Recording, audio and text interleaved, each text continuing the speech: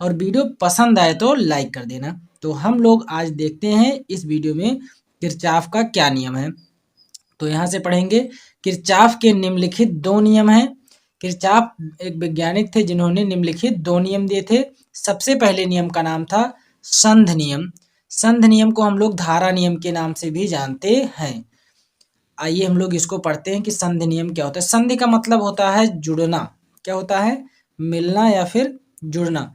तो इस नियम अनुसार संधि पर मिलने वाली धारा का बीजगणितीय योग शून्य होता है। इसका क्या अर्थ होता है? तो अर्थ हम लोग यहाँ थोड़ा सा चित्र में देखते हैं। इसमें कह रहा है इस नियम अनुसार संध पर, संध मतलब जहां पर ये सभी मिल रहे हैं, देखो ये जो हमारा पॉइंट है ये हमारा संध कहलाता है। तो संध पर मिलने वाली धारा का बीजगणितीय योग शून्य होता है। यानी कि जो आने वाली धारा है और जो जाने वाली धारा है वो हमेशा बराबर होगा। जैसे कि अगर हम लोग यहाँ आगे थोड़ा सा पढ़ते हैं, अर्थात संध पर आने वाली धारा तथा जाने वाली धारा का मान शून्य होता है। यानी कि जो आने वाली धारा है और जो जाने वाली धारा है, अगर उन दोनों का योग कर दें हम लोग तो हमको मिलेगा शून्य। जैसे अगर हम लोग इस चित्र में देखेंगे तो इसमें हमको दिखाई दे रहा होगा, ये जो I3 है ये धारा आ रही है, I2 है ये भी धारा जा आ रहा है, I1 I5 I4 ये धारा बाहर निकल रहा है।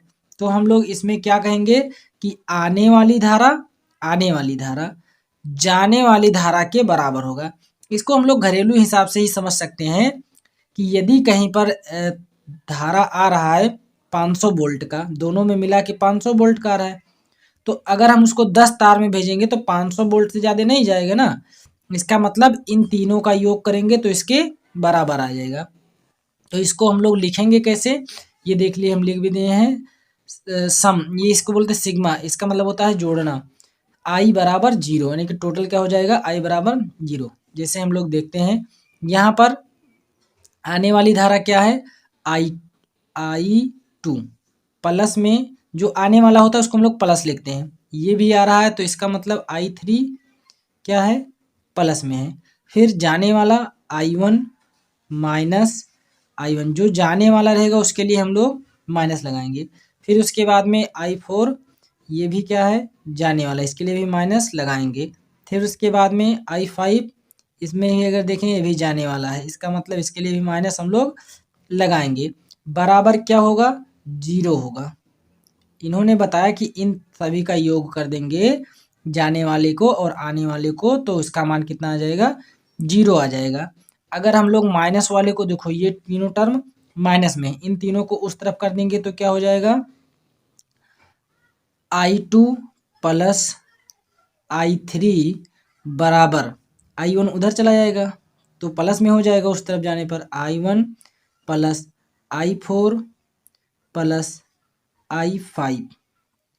तो हमको क्या पता चला कि आने वाली धारा और जाने वाली धारा ये हमेशा क्या होता है, बराबर होता है, और उन दोनों का योग कर देंगे तो कितना आ जाएगा, जीरो आ जाएगा। जितना आएगा उतना ही जाएगा, इस नियम में समझाने की कोशिश कर रहे हैं किरचॉफ, है ना। इसके बाद में अगर हम लोग इसका एक उदाहरण देख लें तो ज़्यादा समझ में आ जाएगा। मान लेते हैं हम लोग कि यहाँ पर आने वाली धारा कितनी है, 6 एम्पियर है, उसके बाद में 13 एम्पियर है, जाने वाली धारा टोटल कितनी है, 5 एम्पियर और 10 एम्पियर। अब कह रहा है कि इस आई का मान बताइए, आई मतलब धारा, यानी कि इसमें कितने एम्पियर की धारा जाएगी। तो हम लोग जानते हैं आने वाली धारा और जो तीनों जाने वाली धारा हैं ये बराबर होंगे, तो हम लोग इसको लिख देते हैं उसी हिसाब से। आने वाली धारा क्या है, 6 एम्पियर प्लस में 13 एम्पियर, और जाने वाली धारा कितना है, -5 एम्पियर -10 एम्पियर, और ये भी जा रहा है तो -I एम्पियर, क्योंकि अभी इसका मान हमको नहीं पता है तो इससे हम लोग निकालेंगे। तो अब हम लोग क्या करेंगे, बराबर होता है जीरो, इसको ले जाएंगे उस तरफ तो हो जाएगा, और इसके साथ ही साथ में हम लोग प्लस वाले को इकट्ठा कर देंगे तो 13 और 6, 13 6 19, 19 एम्पियर प्लस में है, माइनस में कितना है 10 5 15 एम्पियर माइनस में है और उस तरफ कितना है, इस आई ए को उस तरफ कर दिए हैं तो क्या हो गया है आई ए। अब हम लोग 19 से 15 घटा देंगे तो कितना हमारा बच जाएगा, 4 बच जाएगा। 4 एम्पेयर आई ए।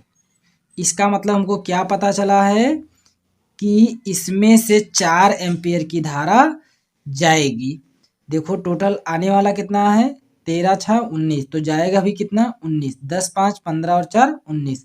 तो हमको यहाँ पर पता चल गया कि इसमें कितना एम्पेयर का धारा जाएगा, 4 एम्पेयर का धारा जाएगा। तो आई होप आप लोगों को वीडियो पसंद आ रहा होगा।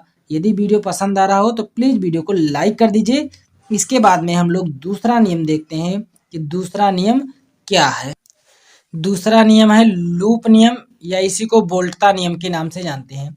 ज़्यादातर बच्चों को यही कंफ्यूज करता है कि लूप नियम समझ नहीं पाते हैं। तो आपको समझाने के लिए मैं बिल्कुल सिंपल सा एक डायग्राम बनाया हूँ और सिंपल से इसको समझाया भी हूँ ताकि आप लोगों को कहीं भी दिक्कत ना हो। तो सबसे पहले थोड़ा सा पढ़िए क्योंकि बिना पढ़े हम लोग जान नहीं सकते हैं।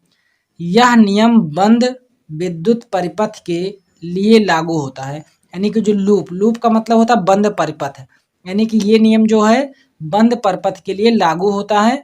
इसको एक नाम और से जानते हैं तो हम लोग लिख सकते हैं इसको वोल्टता नियम के नाम से भी हम जानते हैं, लिख सकते हैं। इस नियम अनुसार यानी कि लूप नियम अनुसार, यानी कि क्या है, किरचॉफ का द्वितीय नियम है। किसी बंद परिपथ में प्रतिरोध पर वोल्टता का बीजगणितीय योग, यानी कि किसी बंद परिपथ में, अगर इसको देख पा रहे होंगे तो ये एक परिपथ है। परिपथ का मतलब कोई रास्ता है, तो परिपथ में बंद है, कैसा है, बंद है। लिखा है प्रतिरोध पर वोल्ट का। जैसे अगर हम लोग यहाँ से धारा प्रवाहित करेंगे तो हम जानते हैं कि B बराबर क्या होता है, आई आर होता है। तो जब धारा जाएगा तो इस पर कुछ ना कुछ वोल्ट होगा। तो प्रतिरोध पर वोल्ट यानी कि कितना वोल्ट लग रहा है का बीजगणितीय योग, यानी कि जो जितना हमको वोल्ट लगाना पड़ रहा है उसका बीजगणितीय योग बंद परिपथ में स्थित सेलों के बीजगणितीय योग के बराबर होता है। बंद परिपथ में जितने बैटरी लगाए, सेल का मतलब होता है बैटरी, जितने बैटरी लगाए हैं उनके बीजगणितीय योग के बराबर होता है। यानी कि जितने अधिक बैटरी लगे होंगे उतना ही उसमें वोल्ट रहेगा। ये इस हमको लूप नियम में समझाने की कोशिश करनी है। तो वही बात लिखा है, एक बार फिर से पढ़ो। इस नियम अनुसार किसी बंद परिपथ में प्रतिरोध पर, यह है प्रतिरोध पर वोल्टता का बीजगणितीय योग बंद परिपथ में स्थित सेल यानी कि बैटरी के बीजगणितीय योग के बराबर होता है। इसको हम लोग समझते हैं, थोड़ा सा नीचे देखेंगे तब। जैसे हमने माना कि इसमें जो सेल लगा है E1 और E2 लगा है, इसका मतलब इसके द्वारा वोल्ट दिया जा रहा है। तो E1 E2 कितना वोल्ट देगा, B1 और B2 देगा। E1 B1 देगा और E2 B2 देगा। तो हम जानते हैं कि B1 बराबर क्या हो जाएगा, B बराबर होता है IR, तो B के जगह पर हो जाएगा IR1। दूसरा क्या हो जाएगा, IR2 हो जाएगा। इसका मतलब क्या है, सेलों के द्वारा जो भी वोल्ट दिया जाएगा वो बराबर होगा उसमें धारा और प्रतिरोध के गुणनफल की। किसके बराबर होगा, धारा और प्रतिरोध के गुणनफल के। तो यही हमारा लूप नियम कहता है कि किसी भी बंद परिपथ में प्रतिरोधों पर वोल्टता का बीजगणितीय योग उसके सेलों के बीजगणितीय योग के बराबर होता है। ठीक है, तो मैं आशा करता हूँ ये समझ में आए। लेकिन एक बात का ध्यान रखना है, वो मैं नीचे नोट पॉइंट में लिख दिया हूँ। यदि हम धारा की दिशा में चलते हैं तो, यहाँ पर चलते हैं तो लिखना था, है तो, यदि हम धारा की दिशा में चलते हैं तो संगत प्रतिरोध का गुणनफल धनात्मक होता है। यदि हम लोग मान लेते हैं कि धारा की जो दिशा थी ये इस तरफ से जा रहा है, तो जब धारा की दिशा में हम लोग जाएंगे तो जो संगत प्रतिरोध है यानी कि धारा यानी कि IR को हम लोग किस में लिखेंगे, धनात्मक लिखेंगे। यानी कि IR जो होगा ये धनात्मक होगा। लेकिन खास बात कि यदि हम लोग इसके विपरीत दिशा में चलें, जैसे इधर से धारा जा रहा है और हम लोग इस तरफ से चलेंगे तो आई आर का मान हम लोग क्या लिखेंगे, निगेटिव में लिखेंगे। आई आर का मान माइनस में लिखेंगे, ये बात हमेशा ध्यान रखना। यानी कि संगत प्रतिरोधों का मान क्या लिखेंगे, निगेटिव में लिखेंगे।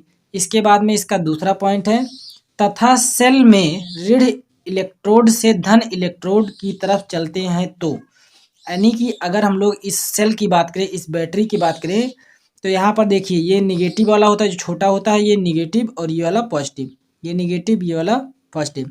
तो अगर हम लोग ऋण इलेक्ट्रोड से धन इलेक्ट्रोड यानी कि इस तरफ चलते हैं तो हम लोग सेल को पॉजिटिव लेंगे। क्या लेंगे, सेल को, यानी कि E1 प्लस E2 जो है ये पॉजिटिव होगा।